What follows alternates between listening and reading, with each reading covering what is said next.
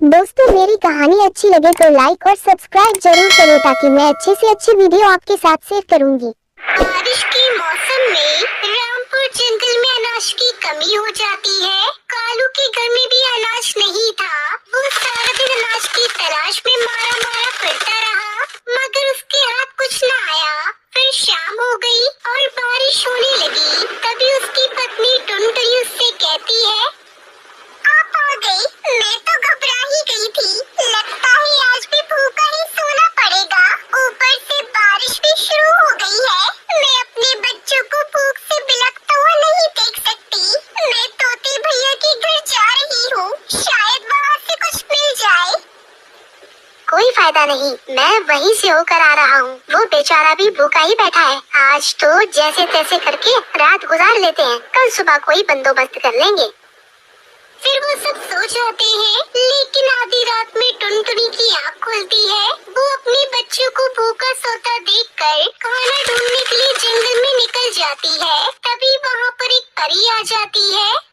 क्या हुआ चिड़िया, क्या तुम रास्ता भूल गए हो? आधी रात को तो यहाँ जंगल में कोई पक्षी नहीं आता। जरूर कोई बड़ी समस्या होगी, तुम मुझे बता सकते हो, शायद मैं तुम्हारी कोई मदद कर पाऊँ। परी जी, आजकल जंगल में बिल्कुल अनाज नहीं मिल रहा। मेरे बच्चे घर पर भूखे हैं और भूख की वजह से सो भी नहीं पा रहे। मुझे फौरन उनके लिए भोजन चाहिए। बस इतनी सी परेशानी है मेरी। ये सुनकर परी अपनी जादू की छड़ी से वहाँ पर एक पेड़ लगा देती है और जैसे ही टुनटुनी घूमकर देखती है तो उस पेड़ पर पैसे लटक रहे थे। पैसे देखकर टुनटुनी की आंखें चमकने लगती है। ये लो पक्षी, तुम अब यहाँ से पैसे ले जाओ और अपने बच्चों का पेट भर लो। जब भी तुम्हें जरूरत हो तुम अपनी जरूरत के मुताबिक यहाँ से पैसे ले जाना, मगर एक बात का ख्याल रखना कि तुम्हारे मन में लालच नहीं आना चाहिए। जब तक तुम्हारा मन साफ रहेगा तुम दिल खोलकर अपनी भी जरूरत पूरी करना और अपने दोस्तों का भी ख्याल रखना। ये कहकर परी वहाँ से गायब हो जाती है। फिर टुनटुनी पैसों की पेट से पैसे तोड़कर अपने बच्चों के लिए खाना लेकर आती है। उसके बच्चे खाना देखकर बहुत खुश होते हैं। फिर वो अपने पड़ोसी हरी तोते के घर जाती है। हरिया भैया, दरवाजा खोलो, ये देखो तुम्हारे लिए भोजन लेकर आई हूँ। हरिया तोता भोजन देखकर बहुत खुश होता है। तुम्हारा बहुत बहुत धन्यवाद जो तुमने मेरा इतना एहसास किया। फिर इस तरह सभी पक्षियों के दिन बदलने लगते हैं। उनके यहाँ ढेर सारा भोजन रहता था। टुनटुनी के घर जो भी आता वो उसे खाली हाथ जाने नहीं देती थी। उसने परी की कही हुई बात खूब निभाई थी। साथ वाले जंगल में मोर, कबूतर, उल्लू रहते थे। उनको भी इस बात की खबर हो जाती है कि पास वाले जंगल में एक बहुत ही दयालु चिड़िया है जो हर किसी की मदद करती है।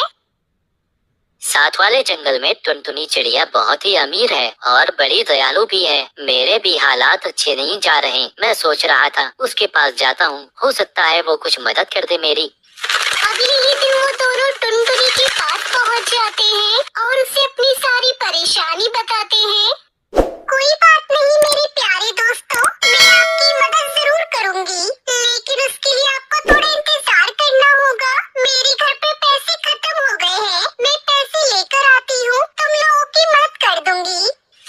ये कहकर टुनटुनी पैसे लेने के लिए पैसों के पेड़ के पास चली जाती है। तभी उल्लू और कबूतर उसका पीछा करते हैं और पैसों के पेड़ को देखकर हैरान हो जाते हैं और उनके मन में लालच आ जाता है। अगर हम एक ही बार में पूरे के पूरे पेड़ को ही उठा कर ले जाएं, रोज रोज मांगने की जरूरत नहीं रहेगी और इस तरह हम अमीर हो जाएंगे। हम लोग अपना बैग लेकर जाते हैं और सारे पैसे तोड़कर ले आते हैं। इस तरह से टुनटुनी को शक भी नहीं होगा। ये कहकर वो दोनों अपनी अपनी थैली लेकर पेड़ से पैसे लूटने चले जाते हैं। वो दोनों पेड़ से पैसे तोड़कर अपने बैग भरने लगते हैं। उन्होंने खूब अच्छे से अपने बैग भर लिए थे। पैसे मिलते ही उन दोनों के बारे न्यारे हो गए थे और उन्होंने दिल खोलकर पैसे खर्च किए। वही परी को भी पता चल गया कि उसके जादुई पेड़ के पैसे गलत कामों में इस्तेमाल होने लगे हैं। उसने फिर से अपनी जादू की छड़ी घुमाई और जादुई पैसों के पेड़ के सारे पैसे कागज बन गए। कुछ ही दिनों में जब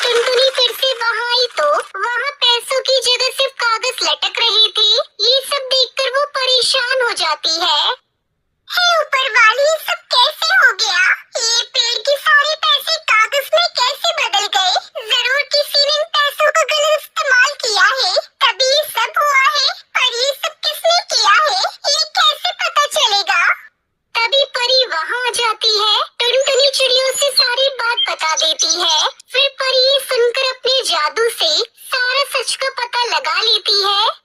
ये सब उन लालची उल्लू और कबूतर ने किया है। उन्होंने ही इस पेड़ के सारे पैसे तोड़े हैं। लेकिन तुम परेशान मत हो, मैं अपने जादू से तुम्हारे लिए पैसों का घर बना दूंगी, जिसमें तुम आराम से रह भी सकती हो और वहाँ से पैसे भी तोड़ सकती हो। ये सुनकर टुनटुनी चिड़िया बहुत खुश हो जाती है और परी का धन्यवाद करती है। परी जी, आपका बहुत बहुत धन्यवाद।